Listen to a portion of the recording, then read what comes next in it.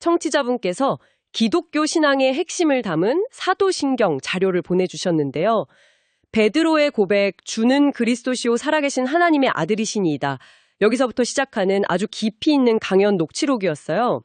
우리가 보통 기독교 신앙의 세 기둥하면 십계명, 주기도문, 그리고 사도신경을 꼽잖아요. 네, 그렇죠. 근데 제가 이번 자료 보고 정말 깜짝 놀란 게 십계명은 하나님이 주셨고 주기도문은 예수님이 가르쳐 주셨는데 정작 이 사도신경은 사도들이 직접 쓴 게 아니라는 거예요. 아, 그 부분을 보셨군요. 네, 이름만 들으면 당연히 사도들이 썼을 거라고 생각했는데 말이죠.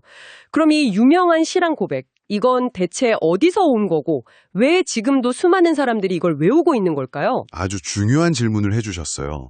이번 시간에는 바로 그 답을 좀 찾아가 보려고 합니다. 사도신경이 어떻게 만들어졌고 또 어떤 구조를 가졌는지 살펴보면서요. 이 짧은 글 안에 담긴 신앙의 정수, 그리고 왜 나는 믿는다고 고백하는 게 역설적으로 가장 공동체적인 의미를 갖는지 이런 이야기들을 좀 해보려고 해요. 네, 좋습니다. 단순한 암송이 아니라 그 속에 담긴 진짜 의미를 파헤쳐보는 거네요. 네, 살아있는 진리에 대한 고백 속으로 같이 들어가 보시죠. 좋습니다. 그럼 제일 궁금했던 것부터 여쭤볼게요. 자료를 보니까 사도들이 한 구절씩 썼다는 건 그냥 전설이고 사실이 아니라고 하셨잖아요. 네, 맞습니다. 근데 왜 이름이 사도신경인 거죠? 이거 약간 브랜드 도용 아닌가요? 하하, 재밌는 표현이네요. 그 이유는요, 사도들의 신앙 고백과 교리를 그대로 담고 있기 때문이에요. 아, 내용이 사도적이다 이런 뜻인가요? 바로 그거죠.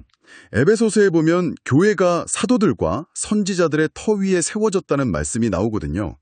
그들의 가르침이 교회의 기초가 된 것처럼 그들의 신앙 고백이 이 신경의 기초가 됐다는 의미에서 사도적 권위를 부여한 겁니다. 아하, 저자가 사도라는 게 아니라 그 내용이 사도들의 가르침과 일치한다는 일종의 품질 보정 마크 같은 거군요. 네, 정확한 비유입니다. 그럼 이건 언제, 어떤 목적으로 만들어진 건가요? 그건 초기 교회 시대로 거슬러 올라가야 하는데요. 당시에는 박해 때문에 숨어서 신앙생활을 해야 했잖아요. 네, 그렇죠. 그래서 새로운 교인을 받아들일 때, 특히 세례를 줄 때 이 사람이 정말 우리와 같은 믿음을 가진 사람인지 아니면 혹시 로마의 첩자는 아닌지 이걸 확인해야 할 필요가 있었어요. 아, 사도신경은 바로 그때 사용되던 일종의 신앙의 암호이자 표준이었던 셈이죠. 와, 암호요? 나는 천지를 만드신 하나님 아버지를 믿사오며 이걸 제대로 고백해야만 우리 편으로 인정해줬다. 이런 거네요. 바로 그거예요. 일종의 패스워드였던 거죠. 이 고백의 초기 형태는 2세기 로마 교회에서부터 서서히 만들어지기 시작했고요. 2세기부터요? 네, 그러다 여러 지역 교회를 거치면서 조금씩 다듬어지다가 8세기에 이르러서야 지금 우리가 아는 모습으로 거의 완성이 됩니다. 와, 그럼 거의 600년에 걸쳐서 만들어진 거네요. 맞습니다. 한 사람이 쓴 게 아니라 수많은 성도들의 기도와 신학적인 고민이 겹겹이 쌓인 그야말로 신앙의 결정체인 셈이죠. 정말 대단하네요. 그래서 19세기의 위대한 교회사학자 필립 샤프가 사도신경을 정말 아름답게 묘사했어요. 이게 그냥 논리적으로 진술된 교리가 아니라 살아 움직이는 사실에 대한 신앙 고백이라고요. 살아 움직이는 고백이다. 또 초기 교회의 향기, 그리고 기독교의 모든 시대와 분파를 하나로 묶어주는 띠라고도 했죠. 실제로 지금도 카톨릭과 개신교가 똑같이 이 고백을 사용하잖아요. 아, 맞네요. 교파를 넘어서는 고백이군요. 네, 우리를 하나로 묶어주는 아주 강력한 연결고리인 씀입니다. 자료를 읽다가 정말 흥미로운 지점을 또 하나 발견했는데요. 어떤 거죠? 다른 신조, 예를 들어 니케아 신경 같은 건 우리는 믿습니다 이렇게 시작하는데 사도신경은 라틴어 원문 크레도, 즉 나는 믿는다 라는 1인칭 단수로 시작한다는 거예요. 네, 아주 중요한 차이죠. 예배 때 다 같이 고백하는데 왜 굳이 우리가 아니라 나일까요? 이건 너무 개인주의적인 접근 아닌가요? 바로 그 지점에서 교부 아우구스티누스가 아주 역설적이면서도 깊은 통찰을 보여줍니다. 그는 나라고 고백할 때 오히려 참된 의미의 공동체성이 가장 선명하게 드러난다고 말했어요. 나라고 말할 때 공동체성이 드러난다니 그건 언뜻 이해가 잘 안 되는데요? 아우구스티누스가 시편을 예로 들어요. 시편은 이스라엘 공동체 전체의 기도이자 참송이었잖아요. 네. 그런데 대부분의 시편을 보면 주어가 우리가 아니라 나예요. 주는 나의 목자시니 내가 여호와를 항상 송축하며 이런 식으로요. 아, 정말 그렇네요. 그는 이걸 이렇게 설명합니다. 여러분 각자가 개인적으로 내가 눈을 들어 주께 향하나이다 라고 기도할 때 여러분 모두는 그리스도 안에서 이미 하나이기 때문입니다. 아, 그러니까 나와 너, 우리 각 개인이 이미 그리스도 안에서 하나의 몸, 즉 공동체이기 때문에 나의 고백이 곧바로 공동체의 고백이 될 수 있다. 이런 의미군요. 정확합니다. 우리라는 말 속에는 때로 나의 책임을 좀 희석시키고 그냥 묻어갈 수 있는 위험이 있잖아요. 네, 그렇죠. 그냥 휩쓸려 갈 수도 있고요. 하지만 나는 믿는다고 고백하는 순간 그 신앙은 누구도 대신해 줄 수 없는 바로 나의 실존적인 결단이 되는 거죠. 그리고 그 진실한 개인의 고백들이 모일 때 비로소 진짜 살아있는 공동체가 형성된다는 겁니다. 와, 정말 역설적이네요. 개인의 고백이 모여서 하나의 교회를 이룬다. 네, 맞습니다. 그러고 보니 종교개혁가 칼뱅이 사도신경의 구조 자체에 우리 구원의 완전한 그림이 담겨 있다고 극찬했다는 내용도 있던데요. 이 짧은 글이 어떻게 그런 심오한 구조를 가질 수 있죠?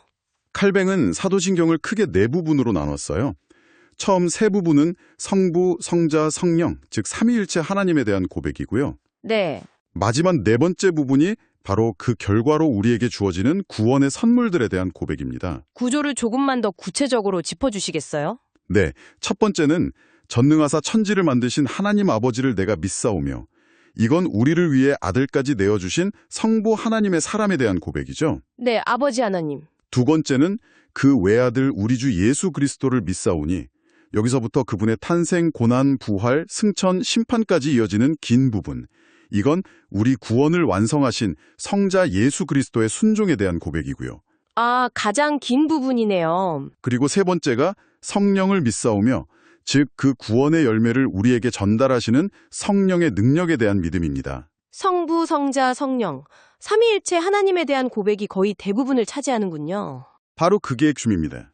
이 세 가지 고백이 거대한 기초가 되어서 비로소 네 번째 부분, 즉 교회와 죄사함, 부활, 영생에 대한 우리의 믿음이 자연스럽게 따라 나온다는 거예요.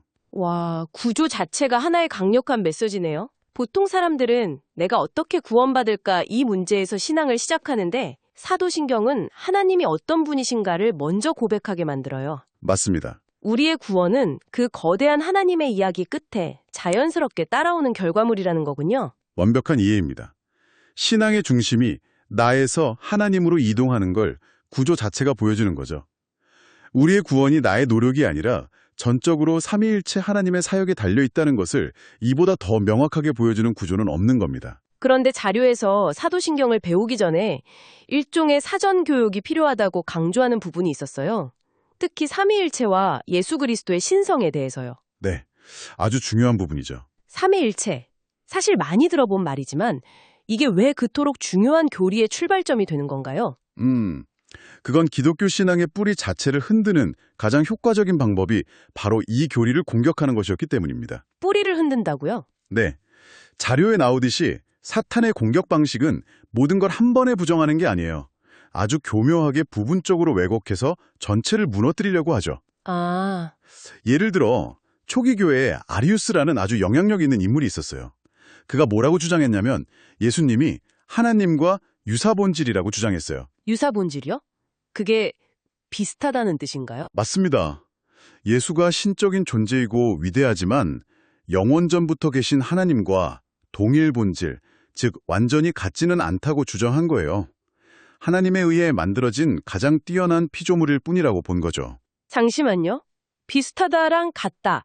이게 듣기에는 그렇게 큰 차이가 아닌 것 같기도 한데 왜 초기 교회는 그 비슷하다는 말을 받아들이지 못하고 그렇게 치열하게 싸웠던 건가요? 거기에 기독교의 구원론 전체가 걸려 있었기 때문입니다. 구원론 전체요? 네, 만약 예수가 우리와 같은 피조물이라면 아무리 뛰어나다고 해도 다른 피조물인 우리를 구원할 수가 없어요.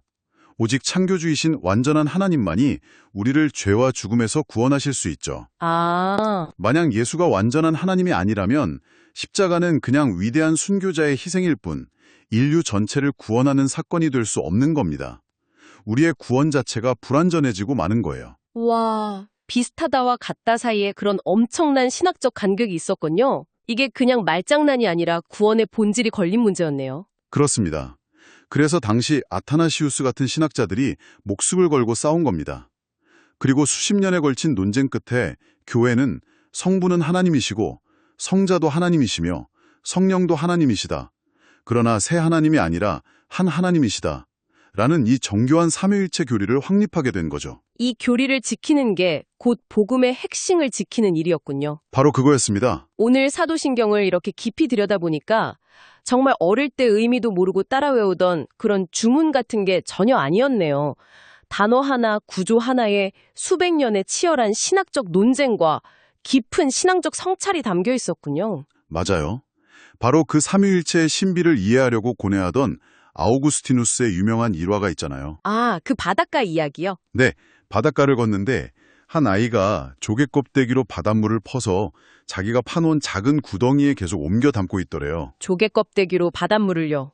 그건 불가능하잖아요. 그렇죠. 그래서 아우구스티누스가 아이에게 다가가서 얘야, 그건 불가능한 일이란다 하고 말해줬더니 아이가 이렇게 답했다고 합니다. 당신이 당신의 작은 머리로 크신 삼위일체 하나님의 신비를 이해하려는 것은 내가 이 조개 껍데기로 저 넓은 바다를 이 작은 구덩이에 담으려는 것보다 더 불가능한 일입니다. 와, 정말 머리를 한 대 맞은 것 같은 비유네요. 우리의 이성이라는 조개 껍데기로는 하나님의 신비라는 바다를 모두 담을 수 없다. 바로 그겁니다. 그래서 자료의 마지막 부분이 이렇게 마무리돼요. 신앙은 때로 알아야 믿는 것이 아니라 믿어야 알게 되는 것이라고요. 믿어야 알게 된다? 네. 이해할 수 없어서 불합리한 게 아니라 우리의 이해를 초월하기에 신비로운 것이죠. 사도신경은 바로 그 신비에 대한 우리의 응답인 셈입니다. 다 이해할 수는 없지만 그럼에도 나는 믿습니다. 라고 고백하는 거죠. 그렇다면 청취자분과 함께 이런 질문을 던져보면서 오늘 이야기를 마무리하고 싶네요. 만약 믿음이 우리의 이성이라는 조개 껍데기를 넘어선다면 오늘날 당신이 붙들고 있는 이해할 수 없지만 그럼에도 불구하고 믿는 당신만의 신앙의 신비는 무엇인가요?